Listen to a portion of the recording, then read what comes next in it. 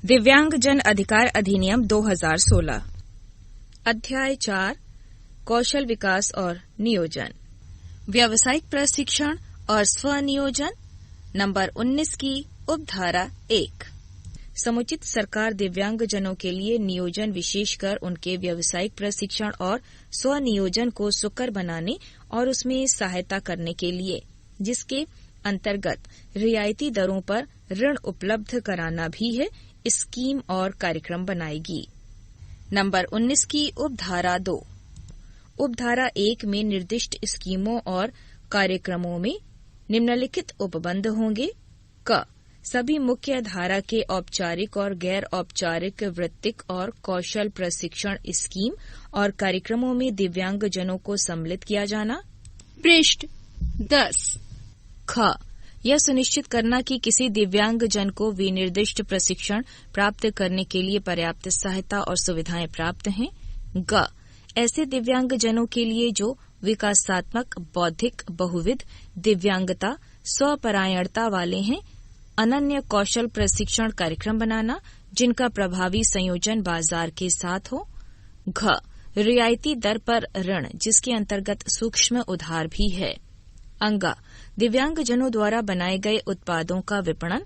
और च कौशल प्रशिक्षण और स्वनियोजन में की गई प्रगति पर असंकलित डाटा बनाए रखना जिसके अंतर्गत दिव्यांगजन भी हैं।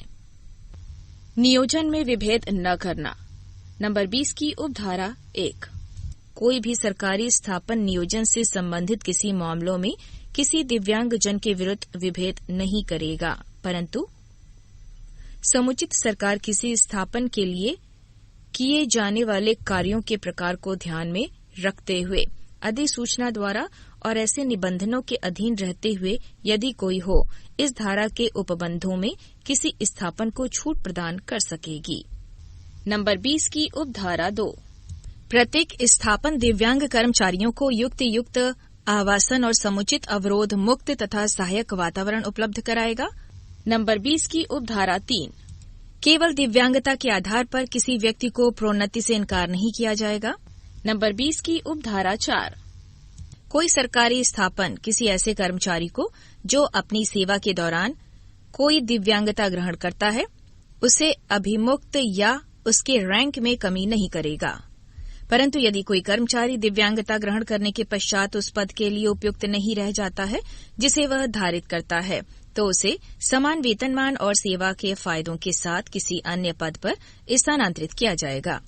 परंतु यह और कि यदि कर्मचारी को किसी अन्य पद पर समायोजित करना संभव नहीं है, तो वह उपयुक्त पद उपलब्ध होने तक या अधिवर्षिता की आयु प्राप्त होने तक इनमें से जो पूर्ववर्ती हो किसी अधिसंख्या पद पर रखा जा सकेगा।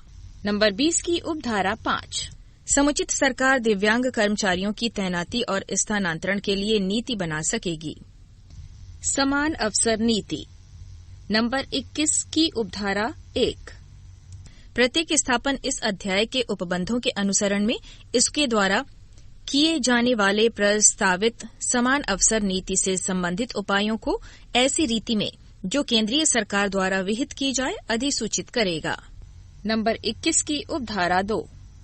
प्रत्येक स्थापन यथास्थिति मुख्य आयुक्त या राज्य आयुक्त के पास उक्त नीति की एक प्रति रजिस्टर करेगा। अभिलेखों का रखा जाना। नंबर 22 की उपधारा 1। प्रत्येक स्थापन इस अध्याय के उपबंधों के अनुपालन में उपलब्ध कराए गए नियोजन सुविधाओं के मामलों के संबंध में दिव्यांग व्यक्तियों के अभिलेख रखेगा और अन्य आवश्यक जानकारी ऐसे प्रारूप और ऐसी रीति में जो केंद्रीय सरकार द्वारा विहित की जाए रखेगा। नंबर 22 की उपधारा 2। प्रत्येक रोजगार कार्यालय रोजगार चाहने वाले दिव्यांग व्यक्तियों के अभिलेख रखेगा। नंबर 22 की उपधारा 3। उपधारा 1 के अधीन रखे गए अभिलेख ऐसे व्यक्तियों द्वारा जो समुचित सरकार द्वारा उसके निमित्त प्राधिकृत किए जाएं, सभी युक्त समयों पर निरीक्षण के लिए खुले रहेंगे। शिकायत प्रतितोष अधिकारी की नियुक्ति। नंबर 23 की उपधारा 1। प्रत्येक सरकारी स्थापन धारा 19 के प्रयोजन के लिए एक शिकायत प्रतितोष अधिकारी नियुक्त करेगा और यथास्थिति मुख्य आयुक्त या राज्य आयुक्त को ऐसे अधिकारी की नियुक्ति के बारे में सूचना देगा। पृष्ठ 11, धारा 23 की उपधारा 2। धारा 20 के उपबंधों के अवनुपालन से व्यथित कोई व्यक्ति शिकायत प्रतितोष अधिकारी को शिकायत फाइल कर सकेगा, जो उसका अन्वेषण करेगा और सुधार कार्रवाई के लिए स्थापन के मामले को विचार में लेगा। नंबर 23 की उपधारा 3।